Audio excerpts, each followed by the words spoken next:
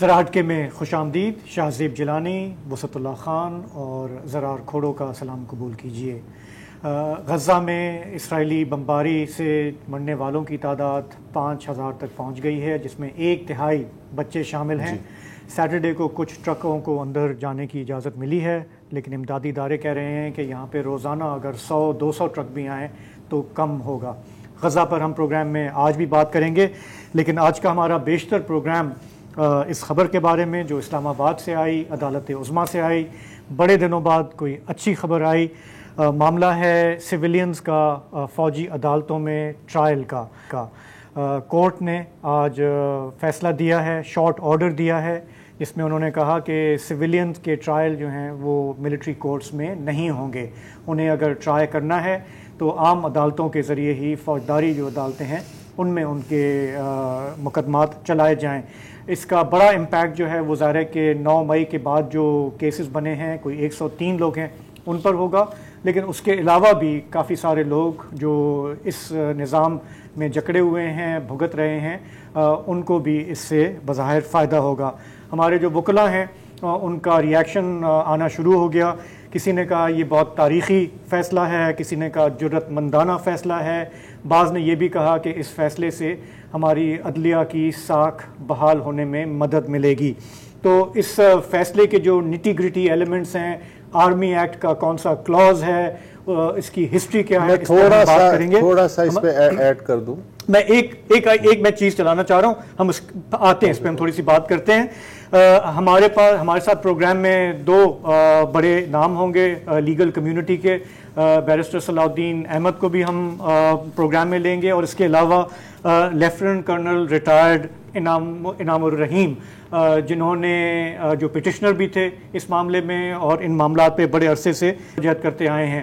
تو جو میں نے کہا کہ موٹی بات ان لوگوں کے لیے جو لیگل معاملات کو نہیں سمجھتے کہ یہ کیوں مخالفت ہوتی رہی ہے فوجی عدالتوں کے تحت سویلینز کے ٹرائل کی.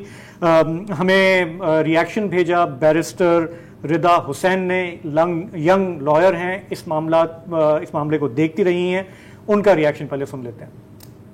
اس فیصلے کی اہم بات یہ ہے کہ یہ صرف ان شہریوں کے لیے نہیں ہے جن کو 9 مئی کے متعلق فوج کی حراست میں رکھا ہوا ہے، مگر یہ تمام شہریوں کے لیے کہ ان کا جو ٹرائل ہے وہ عام عدالت میں کرایا جائے اور فوجی عدالت میں نہیں کرایا جائے. اور جن لوگوں کو ماضی میں فوجی عدالت سے سزا دی گئی ہے وہ بھی اپنے سزا کو چیلنج کر سکتے ہیں اس بیسس پہ کہ جس پروسیس کے تحت انہیں سزا دی گئی ہے وہ عدالت عظمیٰ نے کہا ہے کہ وہ پروسیس غیر آئینی ہے. اور اس کیس کی جو مین بات ہے وہ یہ تھی کہ فوجی عدالتیں میں جو پروسیڈنگز ہوتی ہیں وہ بنیادی حقوق کے خلاف ہیں، اور جو ٹرائلز ہوتے ہیں وہ بند کمروں میں ہوتے ہیں. میڈیا کو، پبلک کو اجازت نہیں ہوتی کہ وہ ٹرائلز اٹینڈ کریں. جو فوجی آفیسران ہیں وہ ججز بن کے بیٹھے ہوتے ہیں، حالانکہ ان کی کوئی قانونی ٹریننگ نہیں ہوتی، اور جو فیصلے ہیں ان میں کوئی وضاحت نہیں دی ہوتی، اور بعض اوقات فیصلوں میں صرف گلٹی کا لفظ لکھا ہوتا ہے اور کوئی تفصیل نہیں دی گئی ہوتی. تو بنیادی حقوق کے خلاف ہے فوجی عدالتوں میں شہریوں کا ٹرائل کرانا. اور آج عدالت عظمیٰ نے بھی تسلیم کر دیا کہ آئین پاکستان کے تحت شہریوں کا فوجی عدالت میں ٹرائل نہیں ہو سکتا. اچھا، میں کچھ موٹی جو چیزیں ہیں، بلٹس پوائنٹس فوری طور پہ بتا دیتا ہوں. ایک تو یہ کہ یہ 5 رکنی بینچ تھا، اور یہ جو فیصلہ ہے یہ متفقہ ہے. عام طور پہ یہ تاثر دیا جا رہا ہے کہ یحییٰ آفریدی جو ہیں انہوں نے الگ اپنی آبزرویشن دی ہے. حقیقت یہ ہے کہ یحییٰ آفریدی نے جو آرمی ایکٹ کا سیکشن 21D ہے اس کی ایک شق پہ اپنی رائے محفوظ رکھی ہے، مگر باقی نکات پہ انہوں نے باقی 4 ججوں سے اتفاق کیا ہے. تو یہ اس کو ہم اس طرح سے دیکھیں گے. اس میں جو اہم بات ہے ایک تو یہ ہے جو محترمہ نے بتا دی، آپ نے وضاحت کر دی کہ عام شہریوں کے مقدمات فوجی عدالت میں نہیں چلائے جا سکتے، لیکن آرمی ایکٹ کی جو شق 21D ہے اس کو کالعدم قرار دیا گیا ہے، ان کانسٹیٹیوشنل قرار دیا گیا ہے، اور یہ بہت پرانی تھی، اس پہ بعد میں بات ہوگی. اس کے علاوہ سیکشن 59(4) کا جو سویلین کے جرائم سے متعلق حصہ ہے وہ بھی غیر آئینی قرار دیا گیا ہے. حکومت چاہے تو فل کورٹ کے سامنے اپیل دائر کر سکتی ہے، اور اس مقدمے میں جو فریق بنے ہیں وہ بڑے انٹرسٹنگ ان کے نام ہیں. مثلا سابق chief justice Jawwad S Khawaja, Aitzaz Ahsan, سبھی انہیں جانتے ہیں, supreme court bar association, Imran Khan, lieutenant colonel retired Inam ul Rahim کا نام آپ لے چکے ہیں, سمیت 10 درخواست گزار تھے کہ جن کی ایک ساتھ سماعت کر کے یہ فیصلہ آج سامنے آیا ہے. تو بیرسٹر صلاح الدین احمد اب پروگرام میں ہمیں جوائن کر رہے ہیں. صلاح الدین صاحب, یہ جو فیصلہ آیا, ہم نے شروع میں یہ کہا کہ بڑے عرصے بعد عدالت عظمیٰ سے کوئی اچھی خبر آئی جس کو لوگ کہہ رہے ہیں کہ یہ آئین جمہوریت سویلین اداروں کی مضبوطی کے لیے ایک اچھی خبر ہے. سب سے پہلے آپ کا ریاکشن آج کے اس فیصلے پر. جی بالکل, بہت ہی خوش آئند فیصلہ ہے. آپ بالکل صحیح کہہ رہے ہیں کہ کافی دنوں کے بعد ایک ایسا فیصلہ آیا ہے جس کو سب نے سراہا ہے, مگر اس میں ایک اضافہ کر دوں, یہ پچھلے دنوں چیف جسٹس کے بینچ بنانے کے اختیارات کے حوالے سے بھی بہت اچھا فیصلہ آیا تھا. تو ابھی جو یہ موجودہ ٹینیور ہے اس میں کم سے کم سٹارٹ تو اچھا ہوا ہے. جو فوجی عدالتوں کے سامنے سویلین کی ٹرائل ہوتی تھی وہ ایک ایسی چیز تھی جس کو ہر تجزیہ نگار اور ہر میجورٹی وکلا کی وہ اسے آئین کے متصادم سمجھتے تھے, اور آج ان کو سٹرائک ڈاؤن کر کے سپریم کورٹ نے اپنی انڈیپینڈنس اسرٹ کی ہے. اچھا صلاح الدین, اب ظاہر ہے کہ یہاں پر ہم سب تو دیکھ رہے ہیں 9 مئی کو, لیکن اور بھی بہت کیسز ہیں. تو میں تھوڑے سے ایک بار پھر آپ سے بھی میں وضاحت کرنا چاہ رہا ہوں کہ اب جیسے کہ بالفرض پروفیسر ادریس خٹک کا جو کیس ہے, اس آج کے فیصلے کے بعد ان کا کیا بنے گا؟ جی اس میں کیونکہ انہوں نے بالکل جو سیکشن 21D کو اور 59(4) کو کالعدم قرار دیا ہے, تو اصولاً تو یہ جو ساری جو ٹرائلز ہیں ان کو سیٹ اسائڈ ہونا چاہیے. جس کو بھی وہاں کنوکٹ کیا گیا ہے ان کو رہا کرنا چاہیے, اور جو یہ کیسز پینڈنگ ہیں یا جو کیسز جو ٹرائی بھی ہو چکے ہیں اور لوگ ابھی سزائیں کاٹ رہے ہیں, ان کے کیسز سویلین عدالتوں میں ٹرانسفر کرنے چاہیے. یہ البتہ ایک چیز ہے کہ کیونکہ ابھی تفصیلی فیصلہ نہیں آیا تو اس لیے ابھی ہم اس چیز کا نہیں کہہ سکتے کہ اگر عدالت عظمیٰ جو ہے وہ کہے کہ ہمارے فیصلے کا اطلاق اب آگے سے ہوگا, جو کیسز ختم ہو چکے ہیں ان کو اپلائی نہیں ہوگا, تو پھر اس کا پھر پروسپیکٹیو افیکٹ ہی ہوگا. ورنہ اصولاً جب ایک قانون کو کالعدم قرار دیا جاتا ہے تو یہ تصور کیا جاتا ہے کہ وہ ڈے 1 سے وہ غیر آئینی ہے. صلاح الدین صاحب, اس وقت جو ملک میں موڈ ہے اور جس طرح کا ہم نے ریاکشن دیکھا ہے پوری لیگل فرٹرنیٹی سے, تقریباً سبھی کو ویلکم کیا ہے. آپ کی ہنچ کیا ہے کہ یہ گورنمنٹ جو ہے اس کو کرے گی اپیل, وہ لوگ جو چاہتے ہیں کہ ملٹری کورٹس میں ٹرائل چلے 9 مئی والوں کے, وہ پش کریں گے اس کو فردر یا نہیں کریں گے؟ جو میں گورنمنٹ کے اسپوکسمین کے حوالے سے جو میں ابھی تک ریاکشن دیکھی ہے, تو اس میں یہ ڈیفینیٹلی چانس تو ہے کہ حکومت جو ہے وہ اس کی اپیل دائر کرے گی. اگر اپیل دائر کرتے ہیں تو وہ کم سے کم 7 رکنی بینچ کے پاس جائے گا. تو باقی تو گورنمنٹ کے ہاتھوں میں ہے یہ. لیکن اس میں یہ بھی ہے کہ اب ظاہر ہے کہ صلاح الدین ہم آپ سے بھی یہ سوال پوچھ سکتے ہیں, لیکن ظاہر ہے کہ اسپیکولیٹو ہے, ظاہر ہے کہ ابھی تک تفصیلی فیصلہ نہیں آیا تو شاید اس کا جواب دینا اتنا آسان نہ ہو. لیکن میرا نہیں خیال کہ لارجر بینچ بھی اگر اپیل کریں گے تو وہاں پر آپ کی کوئی زیادہ سنائی ہوگی. اس لیے کہ فنڈامنٹلز تو بھارت کی کلیئر ہے نا کہ یہ آئین سے متصادم ہے یا نہیں ہے. صلاح الدین صاحب, میں یہ جاننا چاہ رہا ہوں کہ کل سرکار کی جانب سے اٹارنی جنرل نے بتایا کہ جی 102 جو افراد ہیں ان کے مقدمات فوجی عدالتوں میں سماعت ان کی شروع ہو چکی ہے.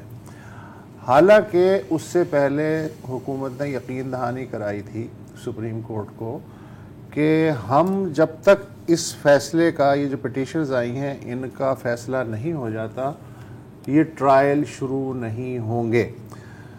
تو کل جو یہ بات بتائی گئی اس کو آپ کیسے انٹرپریٹ کرنا چاہیں گے کہ مطلب اس میں کتنی انوملیز مجھے تو نظر آ رہی ہیں کہ یا کنفیوژن نظر آ رہا ہے؟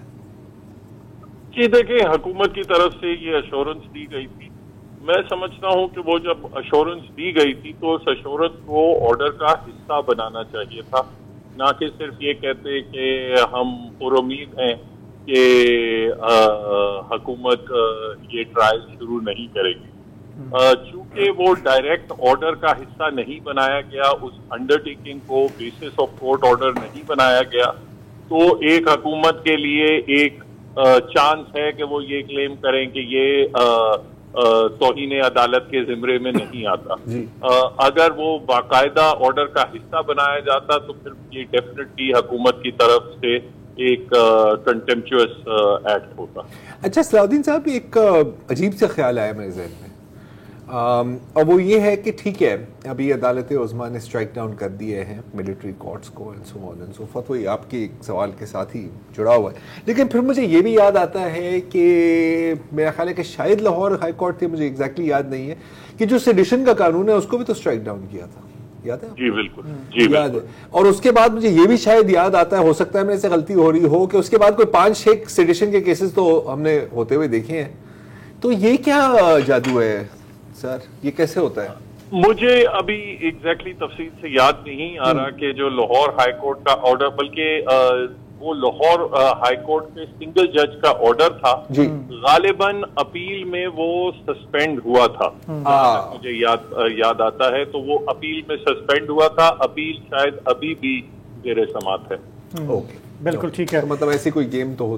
اچھا، آفیشیل سیکریٹ ایکٹ میں جو جاتی ہوئی پارلیمنٹ نے ترامیم کی تھی، کیا آپ کے علم میں ہے کہ وہ اعلیٰ عدالت میں چیلنج ہوئی ہوں یا وہ چیلنج ہو سکتی ہوں؟ جی بالکل، جو ایک تو چیلنج بلکہ میں نے ہی سندھ بار کاؤنسل کے کچھ ارکان کی طرف سے فائل کیا تھا. اس میں آفیشیل سیکریٹس ایکٹ اور آرمی ایکٹ کی جو 2023 میں ترامیم ہوئی تھی ان کو چیلنج کیا گیا تھا. اس کے بیسکلی 2 گراؤنڈ تھے. پہلا یہ تھا کہ جہاں تک ان ترامیم کا اطلاق سویلینز پہ ہوتا ہے تو سویلینز کو ملٹری ٹرائلز کی ہی نہیں جا سکتی. دوسری بات اس میں بنیادی یہ تھی کہ اس میں صدر پاکستان کے جو رضامندی تھی وہ شامل نہیں تھی، ان کی اسینٹ نہیں تھی، اس لیے وہ قوانین کبھی فورس میں آئے ہی نہیں ہیں. تو اس حوالے سے وہ پٹیشن پینڈنگ ہے. ٹھیک ہے. بیرسٹر صلاح الدین، آپ کا بہت بہت شکریہ. تو یار ہم اکثر یہ بات نہیں آپ بولیں، آپ پہلے اپنی بات کریں. ہم اکثر یہ بات سنتے ہیں کہ ہمارے ہاں غیر معمولی حالات کی وجہ سے غیر معمولی اقدامات کرنے پڑتے ہیں، اور یہی جسٹیفیکیشن ہوتا ہے ملٹری کورٹس کا. پچھلی بار بھی جب ہوا تھا تو یہ جاننے کے لیے کہ اس کی نظیر کسی اور ملک میں ملتی ہے. مطلب بہت سارے ملک ہیں جہاں پہ اتھارٹیرین گورنمنٹس بھی ہوتی ہیں، نیم مارشل لائی گورنمنٹس بھی ہوتی ہیں. دوسرے ملکوں میں نظیر اس کی ہے یا نہیں؟ اور دوسرا یہ کہ ہمارے یہاں اس کا آغاز کب ہوا، یہ روش کب پڑی؟ تو یہ جو میں ایک کامنٹ کرنا چاہ رہا ہوں لیکن، اور وہ یہ ہے کہ دیکھیں جب آپ نے بات ہے غیر معمولی، اچھا پچھلی دفعہ جب یہ پوری ڈیبیٹ چلی تھی ملٹری کورٹس کو، آپ کو پتہ ہے دہشت گردی کی لہر تھی، بہت لوگ اس کے ساتھ ہم جا رہے تھے کہ نہیں بالکل ایسا ہی ہونا چاہیے. 3 مثالیں تو میں دے سکتا ہوں، ٹرکی، میانمار اور ایجپٹ میں ملٹری کورٹس سویلینز کے لیے.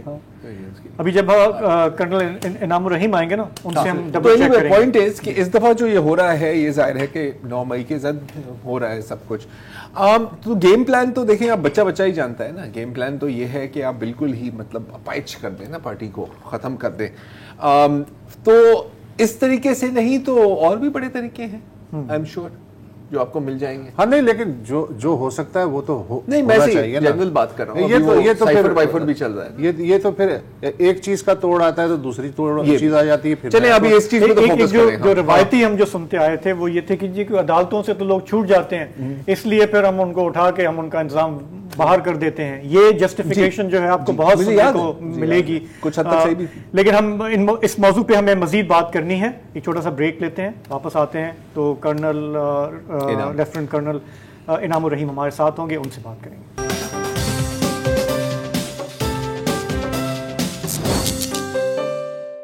Welcome back. گفتگو سپریم کورٹ کے اس متفقہ فیصلے پہ ہو رہی ہے کہ سویلینز کے جو مقدمات ہیں وہ سویلین عدالتوں میں ہی چلائے جا سکتے ہیں، فوجی عدالتوں میں نہیں۔ صلاح الدین صاحب پچھلے سیگمنٹ تک ہمارے ساتھ تھے۔ اس سیگمنٹ میں سپریم کورٹ کے وکیل اور فوج کی جو قانونی برانچ ہے اس کے سابق جج advocate general colonel retired Inam الرحیم صاحب جو ہیں اس وقت ہمارے ساتھ موجود ہیں۔ کرنل صاحب، اگر یہ فیصلہ نہ بھی آتا تو یہ جو فوجی عدالتوں سے کے کنسیپٹ سے اتفاق رکھنے والے قانونی لوگ ہیں وہ یہ کہتے ہیں کہ بھائی صاحب ٹھیک ہے، سویلینز کے مقدمات فوجی عدالتوں میں چلائے گئے اور وہ خصوصی سرکمسٹانسز میں جو فوجی تنصیبات پہ حملہ ہوگا تو کیوں نہ چلائے جائیں، لیکن اس کے باوجود سویلینز کو ان فیصلوں کے خلاف سپریم کورٹ میں اپیل کا بھی حق ہے، ماضی میں بھی رہا ہے، تو پھر مسئلہ کیا تھا؟ اصل میں مسئلہ یہ ہے، یہ جو کنسپٹ ہے نا کہ ان کو سپریم کورٹ میں حق ہے، وہ it's not so simple.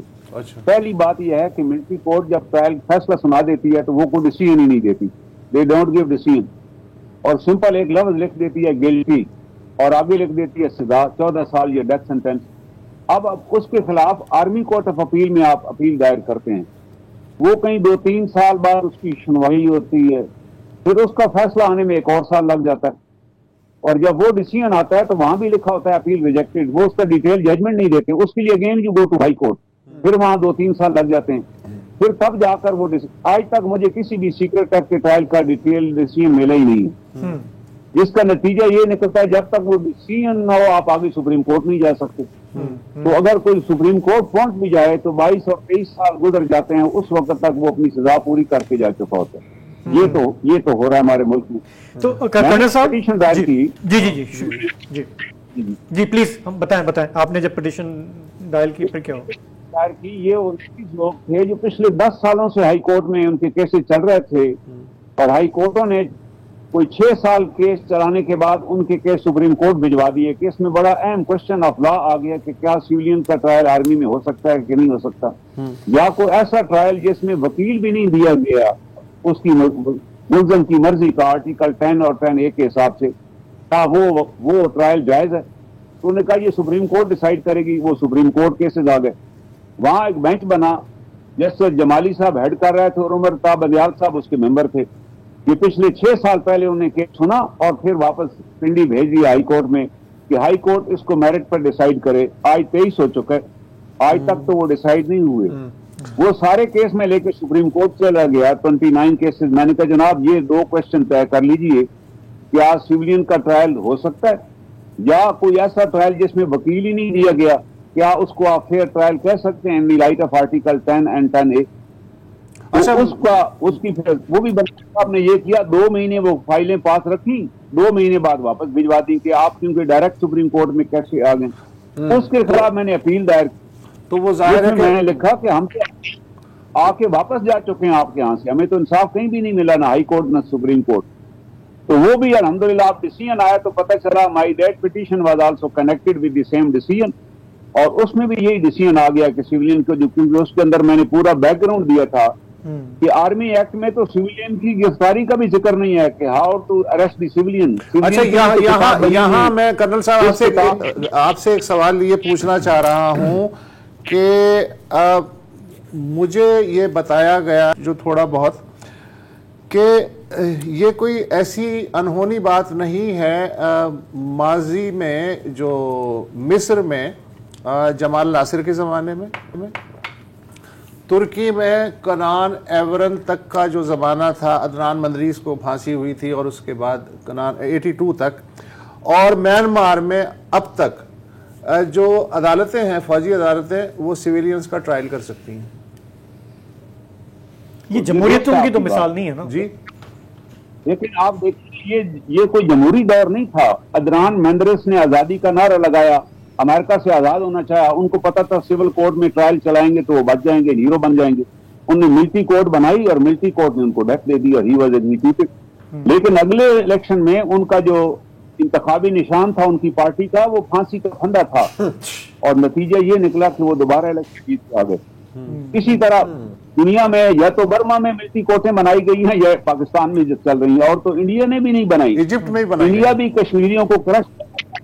Egypt में भी आप देखें ना, सिसी बैठा हुआ है वहां पर, एक मिलिट्री डिक्टेटर है CIA की मदद से, जिसने आते ही रफा का बॉर्डर बंद कर दिया। ही सपोर्टर ऑफ इसराइल का सबसे बड़ा सपोर्टर है इस खत्ते के अंदर, उसके पास आर्मी है, he is crushing the people army. तो ये आर्मी इसलिए तो नहीं होती कि अपने ही लोगों को क्रश करे, आर्मी का तो प्राइम जॉब है जो उसके अंदर दिखे, वो बड़ा सेक्रेट जॉब है to defend the Motherland, not.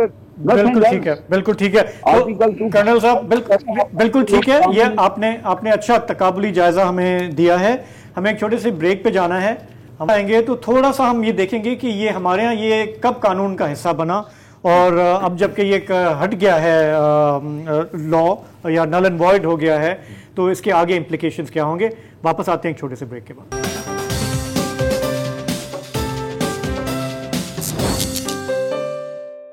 Programme में वापस खुशामदीद। हम बात कर रहे हैं सुप्रीम कोर्ट के एक ज़बरदस्त फैसले की, जिसके तहत अब सिविलियंस के ट्रायल जो हैं वो फ़ौजी अदालतों में नहीं बल्कि आम अदालतों में होंगे। हमारे साथ प्रोग्राम में शामिल हैं लेफ्टिनेंट कर्नल रिटायर्ड इनामुर रहीम।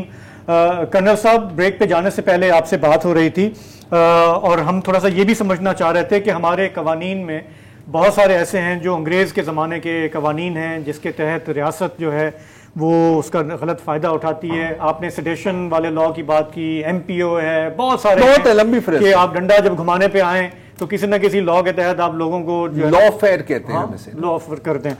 तो हम ये जानना चाह रहे थे कि ये जो लॉ जिस पे आज जो सुप्रीम कोर्ट ने शॉर्ट ऑर्डर दिया है, अब मैं थोड़ा सा इसकी निटी ग्रिटी में जाना चाह रहा हूँ।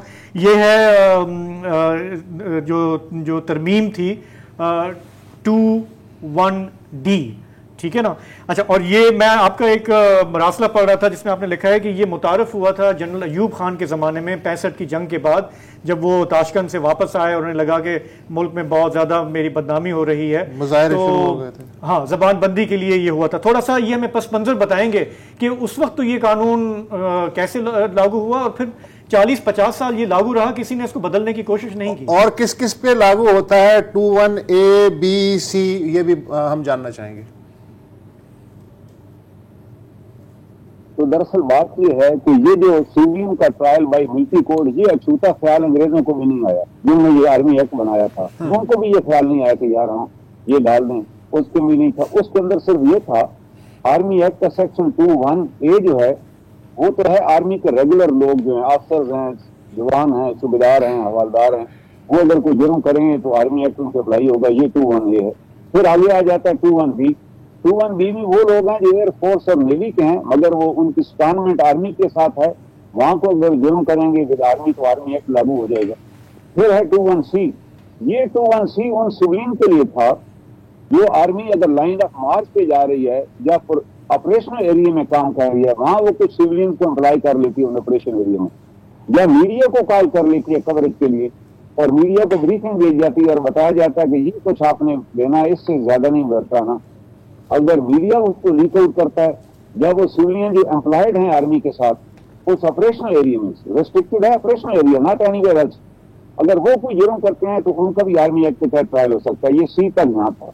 जब अयूब खान और रोम तशरीफ ले आए, पहले तो उन्हें आर्मी कॉन्स्टिट्यूशन का बेड़ा गर्क किया, 56 का कॉन्स्टिट्यूशन खत्म कर दिया, जिसमें राइट दिया हुआ था हर शहरी अदालत का दरवाजा खटखटा सकता है। वो अपना आइन लेकर आ गए, आइन 1962 का, जिसमें उन्होंने ये लिख दिया कि कोई आर्मी का बंदा हाई कोर्ट में जा ही नहीं सकता और कोई हाई कोर्ट आर्मी के बारे में फैसले ही नहीं दे सकती। बस यहाँ से एक गैप बन गया, एक कह रहे वो जो एक पेज था वो खत्म हो गया, आर्मी को एग्जेम्पशन मिल गई, वो जो मर्जी करे वो ऑर्डर भी चले जा सकता। अब उनको 67 में जब वो वापस आए ताशकंद के मुआहदा करने के बाद, जिसमें पब्लिक में ये था कि ये कश्मीर लेकर आ गए और सौदा कर रहे हैं, और तमाम जो उन्होंने थोड़े बहुत एरिया इंडिया से लिया था वो भी वापस कराया अनकंडीशनली, तो मुल्क के अंदर एक बहुत बड़ा उनके खिलाफ नफरत का तूफान फैला, आर्मी के अंदर रिजाइनमेंट शुरू हुई, पूरे मुल्क में मुजाहरे शुरू हो गए। और आपको याद होगा भुट्टो साहब ने कहा कि मैं ताशकंद का राज बताऊंगा, बस इससे वो आग लगी और उन्होंने अभी सप्रेस करने के लिए आर्मी एक्ट में 21D मुतारफ कराया, जो वहाँ जिस अंग्रेजों ने भी नहीं कराया था, जिसमें ये लिखा गया کہ کوئی بھی سویلین ایسا بیان دیتا ہے یا آرٹیکل لکھتا ہے جس سے فوج میں بغاوت پھیلنے کا اندیشہ ہو تو اس کا ٹرائل فوج ہی کرے گی، اور اس میں مٹنی کا چارج لگا دیا گیا اور مٹنی کی سزا ڈیتھ ہے وہ اس کے اندر ڈال دی۔ اور پھر ساتھ انہوں نے کہا کوئی آرمی کا بندہ سویلین جو ہے وہ آرمی یا ایئر فورس نیوی کے بارے میں ایسی بات بتاتا ہے جو سیکرٹ کے زمرے میں آتی ہو، یہ فیصلہ بھی وہی کریں گے کہ سیکرٹ کے زمرے میں آتی ہے، اس کا ٹرائل بھی سیکرٹ ایکٹ کے تحت ہوگا۔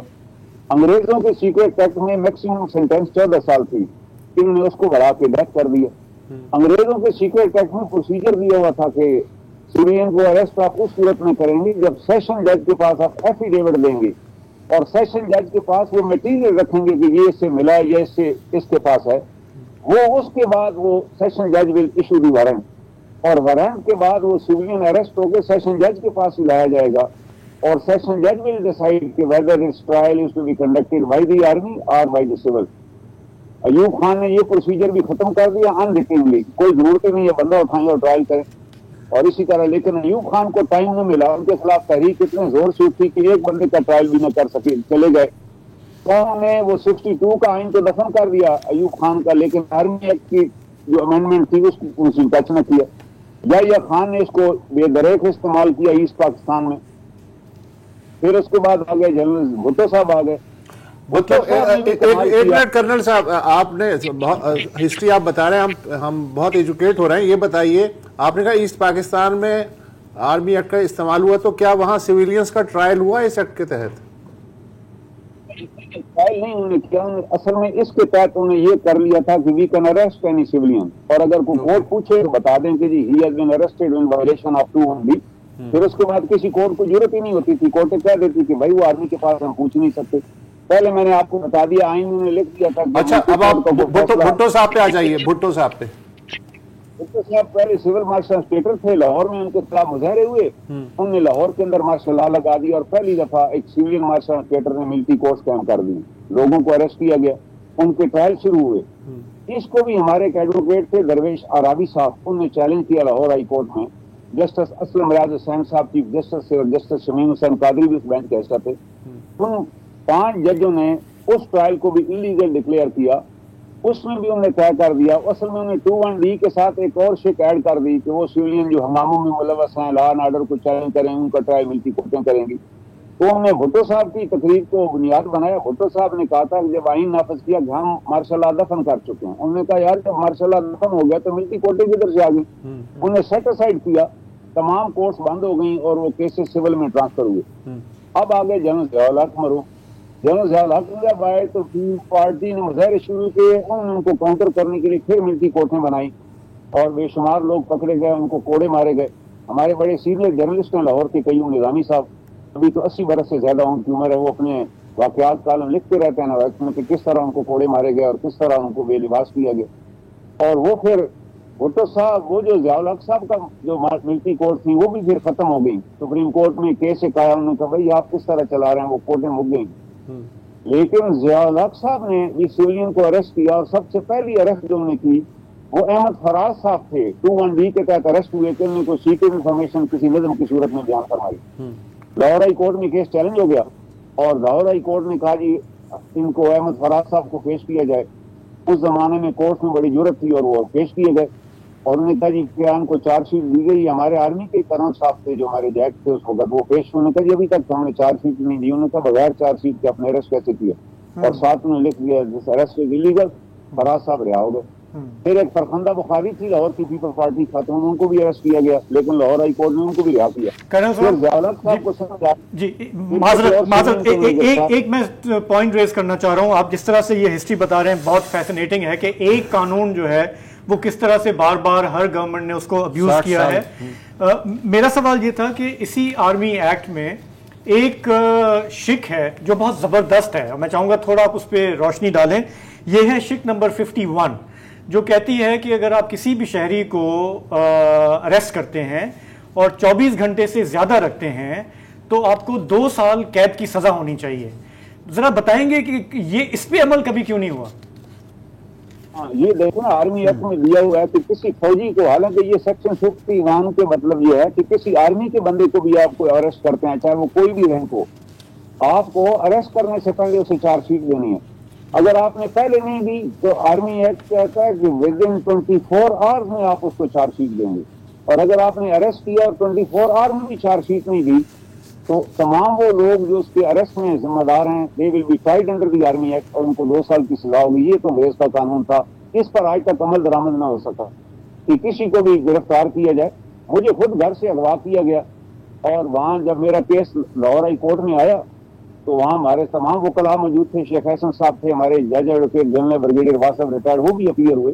تقریباً تمام بار کے پریزیڈنٹوں نے کہا جی ان کو تو گھر سے لے کر گئے ہیں اور یہ آرمی تو اریسٹ نہیں کر سکتی تھی گھر پہ، اور اس کے اوپر جو ججمنٹ آئی وہ بڑی زبردست ججمنٹ ہے مرزا وقاص رؤوف صاحب کی، جو ہسٹوریکل ججمنٹ ہے، جس کے اندر انہوں نے طے کر دیا کہ کسی سویلین کو آرمی کے پاس اختیار ہی نہیں ہے گرفتار کرنے کا، ٹرائل کی تو بات کی بات ہے۔ یہ 2020 کی ججمنٹ ہے، یہ مجھے نہیں پتا تھا کہ ججمنٹ میرے بارے میں آ جائے گی، کیونکہ میں نے یہ کوشچن ریز کیا ہوا تھا۔ وہ ججمنٹ آ گئی اور پھر یہ ججمنٹ سپریم کورٹ تک مینٹین رہی، کیونکہ سپریم کورٹ میں جب یہ کیس آیا تو پاکستان بار کونسل جو تھی اور سپریم کورٹ بار کے ممبر الانگ ود می، امجد شاہ صاحب تھے، عابد ساقی صاحب، قلب حسن صاحب، یہ سب اپیئر ہوئے۔ انہوں نے کہا جی ہم پارٹی ہیں اس کیس میں، نتیجتاً آرمی نے یہ کیس پھر وہاں سے واپس لیا۔ یہ ججمنٹ آج بھی انٹیکٹ ہے، میں وکلاء کو بھی کہتا ہوں کہ اس کو پڑھیں آپ۔ بالکل ٹھیک ہے، بالکل ٹھیک ہے، مطلب ہمارے پاس قوانین موجود ہیں، آپ لوگوں کو اریسٹ کر کے اس طرح رکھ نہیں سکتے مہینے سال سال۔ تو سر میری معذرت، ہمارے پاس وقت کی کمی ہے، ہمیں یہیں پہ اس موضوع کو چھوڑنا پڑے گا۔ آپ کا بہت بہت شکریہ کہ کافی تفصیل سے ہمیں ایجوکیٹ کیا، ہمارے ناظرین کو بھی ایجوکیٹ کیا ہوگا۔ اچھا، یہ وہ تاریخ ہے جو آپ کو سننے کو نہیں ملتی ہے نا؟ ایبسولوٹلی۔ تو فی الحال اس موضوع کو ہم یہیں چھوڑتے ہیں، ایک بریک لیں گے، واپس آئیں گے تو ذرا غزہ کی جو صورتحال ہے اس پہ بات کریں گے۔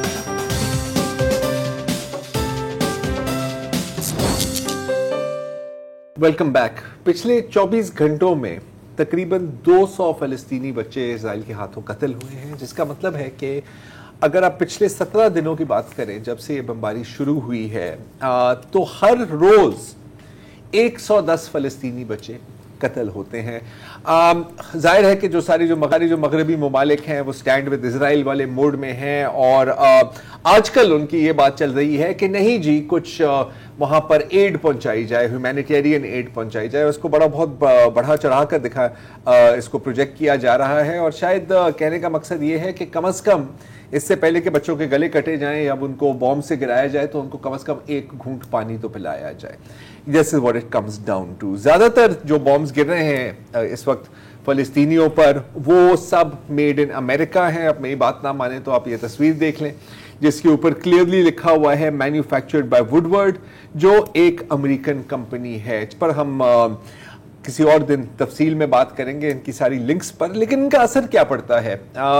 جو بچے زندہ ہیں وہ ٹرامیٹائزڈ ہیں، اور یہ ٹراما مختلف شکلوں میں آپ کو نظر آتا ہے، جیسے کہ اگر آپ یہ ویڈیو دیکھیں جس میں یہ بچے ہسپتال کے کوریڈور میں یہ شہادت کھیل رہے ہیں کہ یہ دیکھیں جی یہ ہمارا ساتھی ہے اور یہ بچہ زندہ ہے اور یہ اسرائیلی دشمن کی بمباری میں یہ مارا گیا ہے اور ہم اس کے جنازے کو لے کر جا رہے ہیں۔ مطلب ایک طرح سے یہ بچے اپنی ذہن سازی کر رہے ہیں، خود کو تیار کر رہے ہیں۔ دوسری جانب اسرائیل میں جہاں پر آپ کو پتا ہے کہ کوئی ابھی آج کل مسئلہ نہیں ہے، پوری دنیا کے ایٹ لیسٹ ویسٹرن ورلڈ کی سپورٹ ہے، وہاں پر اسرائیلی ٹک ٹاکر کچھ اس طرح کے ویڈیوز بنا رہے ہیں۔ یہ دیکھیں، یہ ایک میک اپ آرٹسٹ ہے، ایوا نام ہے ان کا، اور یہ ایک فلسطینی ماؤں کا مذاق اڑا رہی ہیں کہ دیکھیں یہ تو سب ڈرامہ ہی کرتی ہیں اور ان کے ایکچولی کوئی بچے مارے نہیں گئے۔ یہ جو آپ دیکھ رہے ہیں یہ جو اس نے یہ جو گریپ فروٹ اٹھایا ہوا ہے اور یہ اپنی یہ اس طرح دکھا رہی ہیں کہ جی یہ تو سارا اپنا میک اپ کراتے ہیں اور ایسا کچھ نہیں ہو رہا۔ اسرائیلیز اس کو پیلی ووڈ کہتے ہیں بائی دا وے۔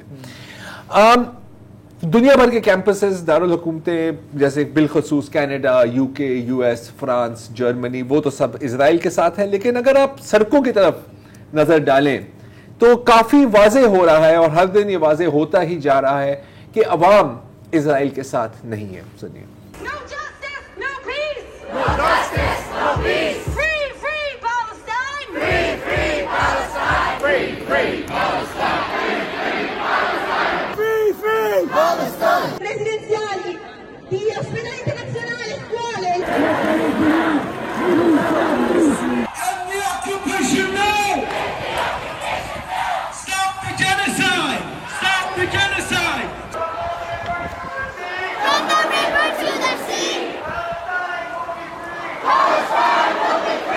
اور شاید اس کی ایک بات جیسے ہم نے وہ دیکھا بھی، آپ نے وہ دکھایا وہ جو یہودی خاتون کا، بہت سارے مظاہروں میں یہودی لوگ بھی باہر، یہودیوں کی میں بات نہیں کر رہا، میں بات کر رہا ہوں اسرائیلی زائنسٹ کی، اور یہ ظاہر ہے، اور انفیکٹ ایک ان کے ساتھ جن آپ ایکٹیوسٹ کی بات کر رہے ہیں ان کے بارے میں ہم ہر دن بات کر رہے ہوتے ہیں، Jewish voices for peace if not now, اور کل میں باقاعدہ ایک انٹرویو کر رہا ہوں ان کا، تو ہوپ فلی اس کا ایک پیس یہاں پر چلاؤں گا. لیکن یہودی اور زائنسٹ میں فرق ہے، اس میں ہم نے بہت دفعہ بات کی ہے، لیکن جو یہ شہزیب بات کر رہے ہیں وہ بالکل صحیح ہے. یہ جو پروٹیسٹ آپ دیکھ رہے ہیں، جو پبلک آؤٹ پورنگ آپ دیکھ رہے ہیں، اس کی ایک بہت بڑی وجہ ہے کہ کیونکہ ویسٹرن میڈیا کا تو آپ کو پتا ہے، آپ کو بتانے کی ضرورت نہیں ہے، سوشل میڈیا پر لوگوں تک سچ پہنچ رہا ہے، فلسطینیوں کی تصاویر اور ان کی کہانیاں پہنچ رہی ہیں. اور ہم یہ بھی دیکھتے ہیں کہ لوگ یہ اب ریئلائز کر رہے ہیں کہ جی جس بندے کے ساتھ کل میں جس کی ٹویٹ کو شیئر کر رہا تھا، یا جس کے ساتھ میری ٹویٹر پہ بات ہو رہی تھی، آج وہ انسان مر گیا ہے، وہ قتل کیا گیا ہے. جیسے کہ روشنی سراج، یہ ایک بہت فیمس فلم میکر تھے غازہ میں، اور یہ ڈاکیومنٹ کر رہے تھے، اور ان کی تصاویر اور ان کی جو ویڈیوز ہیں وہ کافی وائرل ہوئی، اور آج روشنی سراج کو بھی قتل کر دیا ہے اپنے پورے فیملی کے ساتھ جب ان کے گھر پر بمباری کی ہے. تو جب ایسا ہوتا ہے تو ایک پرسنل کنیکشن بنتی ہے لوگوں کی، اور شاید یہی وجہ ہے کہ اب نشانے سوشل میڈیا بھی نشانوں پر آ گیا ہے. ایسے اگر میں بات کروں کہ انسٹاگرام پر پچھلے روز کیا ہوا تھا، بڑی مزیدار خبر ہے. اس میں اگر جو فلسطینی یوزر ہیں انسٹاگرام کے، وہ جب فلسطین لکھتے ہیں اور اس کے ساتھ الحمدللہ لکھتے ہیں اور فلسطین کا جھنڈا لگاتے ہیں، اس کو جب آپ ٹرانسلیٹ کریں تو آپ کو پتہ لگتا ہے کہ فلسطین کے بعد انسٹاگرام میٹا نے خود اپنے آپ پتہ نہیں کیسے دہشت گرد کا لفظ استعمال کر دیا. So you right Palestinian, they right terrorist. پھر جب لوگوں نے کمپلین کیا تو انسٹاگرام اور میٹا کی جو اونرشپ ہے یا جو ایڈمنسٹریشن انتظامیہ، انہوں نے کہا کہ غلطی سے ہو گیا، پتہ نہیں ہے کیسے ہو گیا، غلطی سے مسٹیک ہو گئی. اچھا، یہ پہلی بار نہیں ہے کہ فیس بک اور انسٹاگرام کے اوپر اس طرح کے الزامات لگائے گئے ہیں. مئی 2021 میں بھی غازہ پہ بمباری ہوئی تھی، جب ایسٹ جیروسلم میں فلسطینی اور عرب خاندانوں کو وہاں سے نکالا گیا تھا. تو پھر ظاہر ہے مظاہرے ہوئے، اور مظاہرے کے جواب میں پتھروں کے جواب میں ظاہر ہے اسرائیل بومب گراتی ہے. ان دنوں میں ہم نے دیکھا کہ جو فلسطینی تصاویر اس بمباری کی اپلوڈ کر رہے تھے یا جو اپنی کہانیاں بتا رہے تھے، پتہ نہیں اچانک اگین غلطی سے مسٹیک ہو گئی وسط، ان کی جو پوسٹس ہیں وہ فیس بک اور انسٹاگرام سے ایک دم غائب ہونے لگے. اس وقت اگر ہم پورے سوشل میڈیا کو دیکھیں تو Twitter probably is the most free. Miss information ہے، پروپیگنڈا ہے، سب کچھ ہے، لیکن کام پھر بھی چل رہا ہے موسٹلی، میں کہہ رہا ہوں. کیونکہ پچھلے روز ایک اور بڑی عجیب چیز ہوئی کہ ایک فلسطینی اکاؤنٹ ہے پیلسٹائن ایکشن US، تو لاکھوں فالوورز تھے ان کے، لیکن ایک دم ہم لوگوں نے نوٹ کیا کہ اگر آپ ان کو فالو کریں تو 5 سیکنڈ بعد ٹویٹر خود ہی آپ کو انفالو کرا دیتا ہے. Really? پھر 2 لاکھ سے ان کے اکاؤنٹس گئے لاکھ تک، لاکھ سے اینڈ میں آ کے 400 تک آئے. لیکن پھر لوگوں نے اتنا شور مچایا اگین آن ٹویٹر کہ اب وہ اکاؤنٹ ریسٹور ہو گیا ہے. ایک اور مزیدار بات ہے کہ چیٹ جی پی ٹی سے اگر آپ پوچھیں، اور یہ پہلے تو ہم نے سوشل میڈیا پہ دیکھا لیکن پھر ہم نے خود بھی یہ ایکسپیریمنٹ کی. Social media chat G P T سے اگر آپ پوچھیں کہ کیا اسرائیلی آزادی کے حقدار ہیں تو کہیں گے جی بالکل، ہر قوم کی طرح ان کو بھی آزادی چاہیے اور ان کو بالکل ملنی چاہیے. اچھا، اس میں کوئی ہماری دو رائے نہیں ہے، یہ بات بالکل صحیح ہے، سب کو حق ہے کہ وہ آزادی اور امن میں رہیں. لیکن پھر آپ اگر یہی سوال پوچھیں کہ کیا فلسطینی آزادی کے حقدار ہیں تو جواب ملتا ہے کہ سر اصل میں بڑا گمبھیر مسئلہ ہے. اس کی مطلب 2 سائڈز ہیں اس میں. کچھ لوگ کہتے ہیں کہ جی اور کچھ لوگ کہتے ہیں نہیں، اور کتنا اچھا ہوگا اگر سب ہنسی خوشی اسی طرح جیتے رہے. اچھا، انٹرسٹنگ بات میں آپ کو بتاؤں، کشمیر کے بارے میں پوچھیں تو آپ کو بھی ورڈ ٹو ورڈ یہی جواب. تو بھائی ٹیکنالوجی جن لوگوں کے پاس ہے، اچھا انٹرسٹنگ بات میں آپ کو ایک اور بتاؤں کہ سوشل میڈیا کمپنیز میں اب لوگ پروٹیسٹ کر رہے ہیں. جو ورکرز ہیں وہ اوپن لیٹرز لکھ رہے ہیں کہ یار یہ ہماری جو مینجمنٹ ہے وہ تو اسرائیل کے ساتھ کھڑی ہے، لیکن یہ جو ہو رہا ہے اس کو ہم کیسے اگنور کر سکتے ہیں. ان کی لسٹیں بن رہی ہیں ایک اسرائیلی ویب سائٹ پر، اور وہ تمام ٹیک کمپنیز کو بھیجی جا رہی ہے کہ ان لوگوں کو آپ نے نوکریاں نہیں دینی. ایک جو خاتون ہے انہوں نے پھر گوگل کے جو باس ہیں سندر پچائی، ان کو کہا کہ سر یہ آپ کی کمپنی کے ویسے ہی لنکس ہیں اسرائیل کے ساتھ، اور اگر آپ وہ لنکس جانا چاہتے ہیں تو آپ نے صرف گوگل کرنا ہے प्रोजेक्ट निम्बस। इसराइल की जो फेशियल रिकग्निशन सॉफ्टवेयर है और जो टारगेटिंग सॉफ्टवेयर है, उसकी जो एआई इंफ्रास्ट्रक्चर और जो क्लाउड कंप्यूटिंग इंफ्रास्ट्रक्चर है, वो कौन देता है आपको? गूगल के बारे में एक और मैं आपको इंटरेस्टिंग चीज बताऊं कि इजरायली डिफेंस फोर्सेस में एक यूनिट है 8200, जिसका काम है कि जो इजराइल में जो फलस्तीनी आबादी है उनकी सर्वेलेंस की जाए, उनके ऊपर ब्लैकमेलिंग का मटेरियल निकाला जाए, और उनके तकरीबन 100 साबिक एम्प्लॉइज इस वक्त गूगल के लिए भी काम करते हैं। तो अगर आपको किसी के ऊपर इंफॉर्मेशन चाहिए, किसी के ऊपर डेटा चाहिए, तो आप कहां काम करना पसंद करेंगे? जिनके पास दुनिया भर का डेटा है। मैं सिर्फ एक चीज़ ऐड करना चाह रहा हूँ कि हमने पिछले दिनों में, हम ज़ाहिर के ये सोशल मीडिया को भी हम एक्सपोज कर रहे हैं, हमने इंटरनेशनल मीडिया की भी बात की है, हमने कई दफ़ा BBC की भी बात की है। जो फुट सोल्जर्स हैं ना आपके, मतलब आई नो कि जो BBC के करस्पॉन्डेंट है गजा में, इस वक्त वो दरबदर है अपने ख़ानदान के साथ। कई दफ़ा वो बंदा बच चुका है इजरायली फायरिंग के अंदर। दर्जनों सहाफ़ी अभी ऑलरेडी उनकी डेथ हो चुकी है। आपने अभी भी 23 सहाफ़ी जो है 7 तारीख से अब तक जो लोग ऑन द ग्राउंड अपना काम कर रहे हैं, उनको सलाम है। इट डजंट मैटर कि आप अल जज़ीरा के लिए काम कर रहे हैं, BBC के लिए कर रहे हैं, किसके लिए कर रहे हैं, these people are doing their job. और वही कि मैनेजमेंट जो है वो कहीं कहीं डंडी मारती होगी, लेकिन ऑन द ग्राउंड लोग जो सर है जब ये मरते हैं, जब ये मारे जाते हैं, तो इनकी तो मैनेजमेंट ये भी नहीं कह सकती कि किसने मारा है, वो बस मर गए। वो बस घूम फिर रहे थे, अच्छे आराम से घूम रहा था, मर गया। गजा की ट्रेजेडी पे हम कल भी बात करेंगे। अभी हमारा वक्त खत्म हो रहा है प्रोग्राम का, हमें इजाज़त दीजिए। खुदा हाफिज़, शब बखैर।